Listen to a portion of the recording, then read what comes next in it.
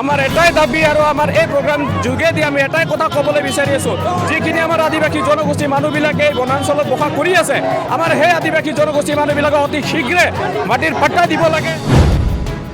ক'বলৈ বিচাৰে যে আমাক ST এতিয়ালৈকে প্ৰদান কৰা নাই, সেই ST আমাক অতি শীঘ্ৰে প্ৰদান কৰিব লাগে।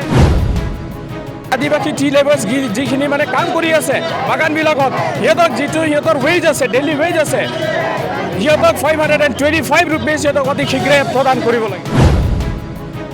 অসম চৰকাৰে যি আদিবাসী কাউন্সিল ডেভেলপমেণ্ট যিখিনি মানে তেখেতে ঘোষণা কৰিছে, শান্তি চুক্তি কৰি পেলাই ঘোষণা কৰাই দিছে, কিন্তু আমি আমি চাবলৈ পাই আছোঁ যে বহুতখিনি কামখিনি এতিয়ালৈকে আগবঢ়া নাই।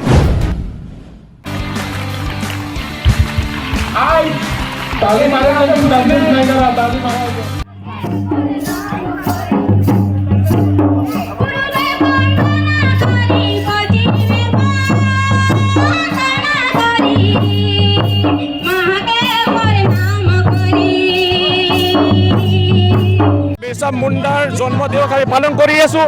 আজি 148তম তেখেতৰ জন্মদিৱস পালন কৰা হৈ আছে আমাৰ এই জামুন বিল খেলপথাৰত। বিৰছা মুণ্ডা ভৱনৰ আগপিনে যিটো খেলপথাৰ আছে আপোনালোকে দেখা পাই আছে। এতিয়া বৰ্তমান সিহঁতে ৰেলী কৰি আহিছে।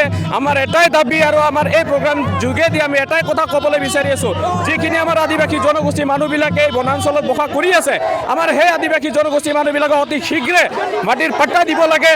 আৰু লগতে আমি এইটো ক'বলৈ বিচাৰোঁ যে আমাক ST এতিয়ালৈকে প্ৰদান কৰা নাই, সেই ST আমাক অতি শীঘ্ৰে প্ৰদান কৰিব লাগে। আৰু যিখিনি আমাৰ টি লেবাৰ্ছ আছে, আমাৰ আদিবাসী টি লেবাৰ্ছ যিখিনি মানে কাম কৰি আছে বাগানবিলাকত, সিহঁতক যিটো সিহঁতৰ ৱেজ আছে, ডেইলি ৱেজ আছে, সিহঁতক 525 ৰুপিজ সিহঁতক অতি শীঘ্ৰে প্ৰদান কৰিব লাগে। যিহেতু আপোনালোকৰ এইটো আদিবাসী কাউন্সিলৰ এটা কথা অসম চৰকাৰে ঘোষণা কৰিছিল, ইয়াৰ বিষয়ে আপুনি আমাৰ যিটো অসম চৰকাৰে যি আদিবাসী কাউন্সিল ডেভেলপমেণ্ট যিখিনি মানে তেখেতে ঘোষণা কৰিছে, শান্তি চুক্তি কৰি পেলাই ঘোষণা কৰাই দিছে, কিন্তু আমি আমি চাবলৈ পাই আছোঁ যে বহুতখিনি কামখিনি এতিয়ালৈকে আগবঢ়া নাই।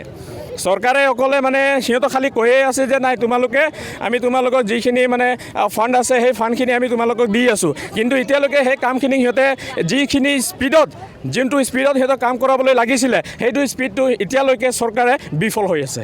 আপুনি কি দাবী জনাব ইয়াত?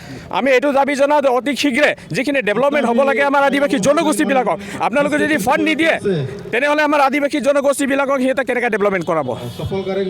সেইকাৰণে আমি ক'ব বিচাৰি আছোঁ, যিখিনি ডেভেলপমেণ্ট ফাণ্ড আছে আপোনালোকে অতি শীঘ্ৰে ৰিলিজ কৰক।